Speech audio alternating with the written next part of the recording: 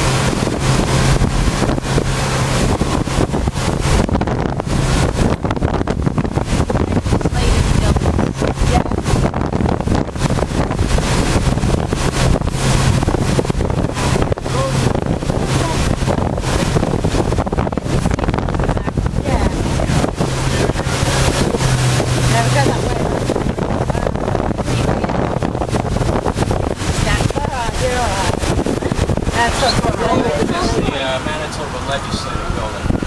It was completed in 1919. It took about 6 years worth of work to finish. Most of it's made from Tyndall limestone, and it's quarried out north of the city up at Garson. That same type of stone has been used to build a lot of notable buildings in Canada, including the Parliament buildings, and also the Museum of Civilization that's in Ottawa. There's quite a few sculptures and symbolisms throughout the building, and probably one of the most recognizable is the Golden Boy who's on the dome. He was a gift from France in 1919, and his original name is Eternity. He's just over 14 feet tall, and underneath coating a 24-karat gold leaf, he's bronze. He was cast in a foundry in France in 1914, and that's the same year World War I started. The foundry was destroyed by bombing, but they managed to salvage the statue from the rubble, so they figured they'd get him on a ship and over here and out of harm's way. Well, not so fast. The ship was commandeered as a troop transport, and for the duration of the war, the Golden Boy was forgotten cargo in the hold of this ship as it ferried back and forth across the Atlantic. So despite all the hazards, the ship pulled through the war. Following that, they put her into a Halifax dry dock to be refitted. And when they went down into the hold of the ship, they discovered they had a 14-foot tall naked boy down there. So they knew they had a mystery on their hands, and they were able to figure it out. They got him here in time for the opening of the building, but it did take them 5 years to get here. On top of the stairs is a statue of Louis-Riel. And in his name, you see that as he led the French in Haiti in the Red River Rebellion of 1870, and they seized Upper Fort Garry, which is just down the river from here, where the Forks is now. A government was established, and Manitoba was accepted as a province of Canada.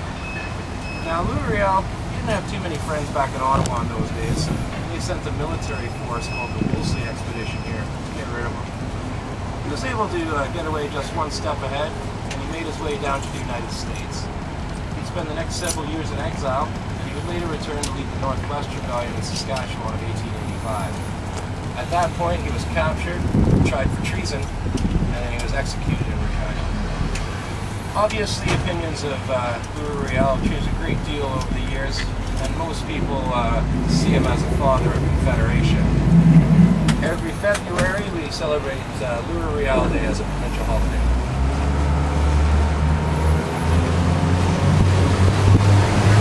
See that little right there with the rail on it, the landing over there, that opening? Yeah, that was my playground as a little girl. Right next to that building. Yeah, I played walking in the winter. I made mud castles in the summer.